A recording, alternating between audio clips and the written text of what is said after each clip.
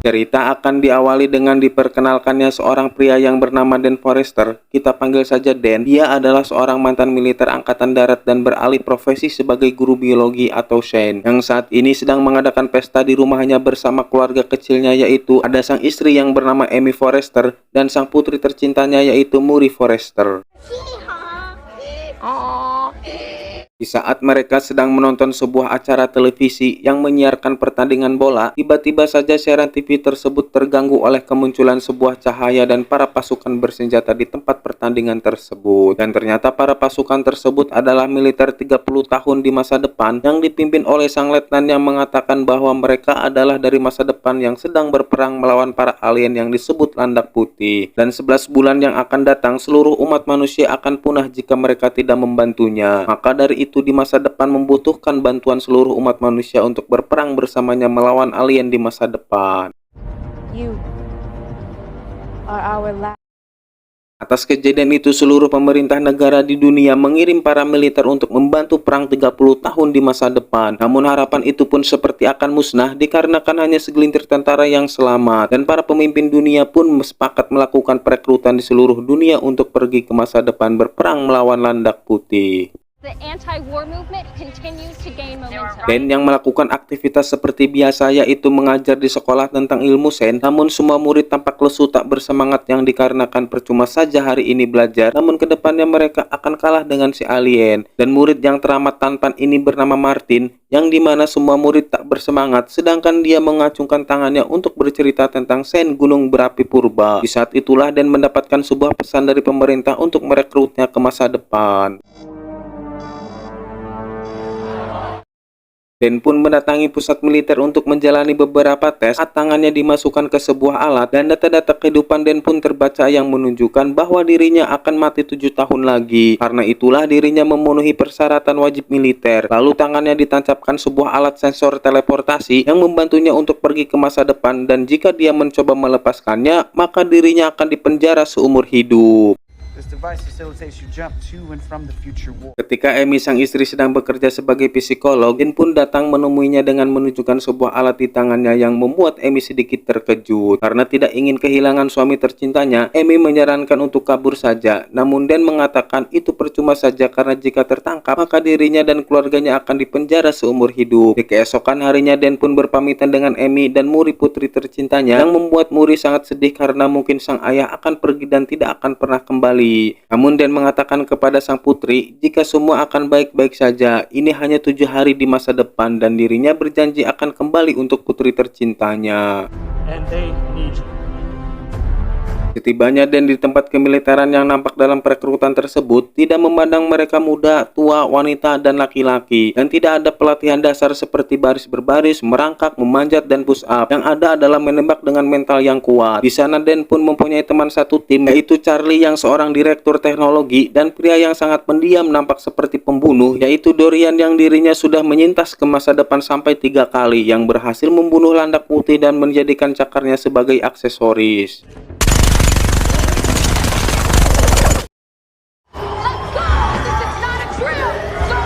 Tiba waktunya untuk keberangkatan ke masa depan, yang dimana mereka akan diterjunkan dengan ketinggian 3 meter di pantai Miami. Yang ketika semua terhisap oleh energi lubang cacing lompatan waktu, ternyata terjadi kesalahan titik koordinat yang ditentukan, yang mengakibatkan mereka terjatuh di dalam kota sehingga banyaknya orang-orang mati terjatuh sia-sia.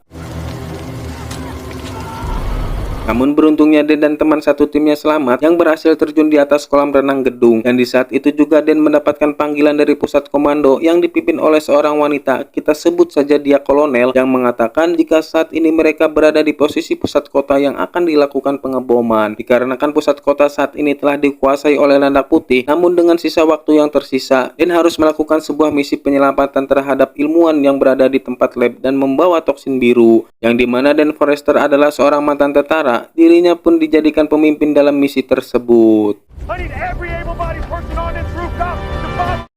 Ternyata pusat kota kini benar-benar hancur, bahkan tidak ada satu orang pun yang selamat. Den dan timnya pun harus berhati-hati dalam memasuki kota tersebut. Ketika sampai di tempat lab tersebut, yang ternyata para ilmuwan sudah tidak ada yang selamat lagi. Setelah mendapatkan toksin biru yang dicarinya, Den dan timnya harus segera pergi dari sana dikarenakan akan dimulainya pengeboman. Namun ketika mereka akan keluar dengan menuruni tangga, yang dimana di situ ada satu sosok landak putih yang telah menunggu mereka di balik reruntuhan. Landak putih tersebut ternyata memiliki senjata di ekornya, yaitu duri yang tajam. Den dan timnya pun harus menembaki landak putih tersebut. Namun di luar dugaan ternyata landak putih kebal terhadap senjata. Dan cara melumpuhkannya adalah dengan menembak perut dan lehernya. Setelah berhasil keluar dari tempat lab tersebut, mereka pun segera bergegas berlari menuju kendaraan yang akan menjemput mereka. Namun tiba-tiba saja kendaraan tersebut dihancurkan oleh landak putih, dan dengan terpaksa mereka pun harus bertempur melawan landak putih tersebut dan berlari untuk menghindari pengeboman massal di tempat itu. Beberapa timnya pun tidak selamat dikarenakan terkena duri tajam dari landak putih, dan menyuruh Den untuk segera pergi membawa toksin biru, yang dimana para pesawat di atas telah melakukan pengeboman massal di tempat itu.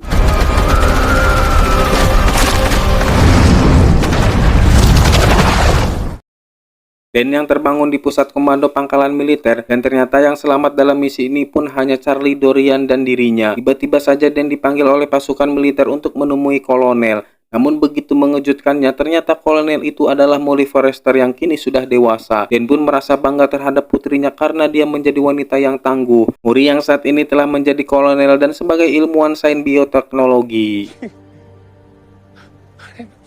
Muri lalu menunjukkan kepada Den sarang betina dari landak putih tersebut. Muri pun berhasil menciptakan toksin yang membunuh si jantan landak putih itu, namun tidak dengan betinanya yang kebal terhadap toksin itu. Dan Muri bersama timnya akan menangkap betina landak putih itu hidup-hidup untuk penelitian menciptakan toksin yang bisa membunuhnya, karena itu adalah harapan terakhir kelangsungan hidup manusia.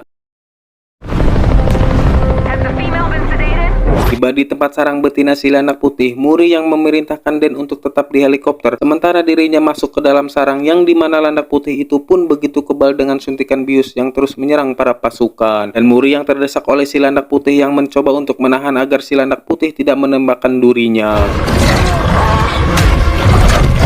Di luar sana, Den yang melihat kedatangan para landak putih pun langsung turun ke dalam sarang untuk membantu Muri. Lalu Den menarik ekor landak putih yang siap menembakkan duri tajamnya dan menancapkannya ke tubuh landak putih itu sendiri, sehingga membuat landak putih itu kesakitan dan berhasil ditarik masuk ke dalam perangkap. Namun di luar sana ternyata ribuan para landak putih mengejar mereka. Den dan Muri pun berlari menuju kendaraan untuk pergi dari tempat itu dengan Muri yang menembaki para landak putih yang mengejarnya.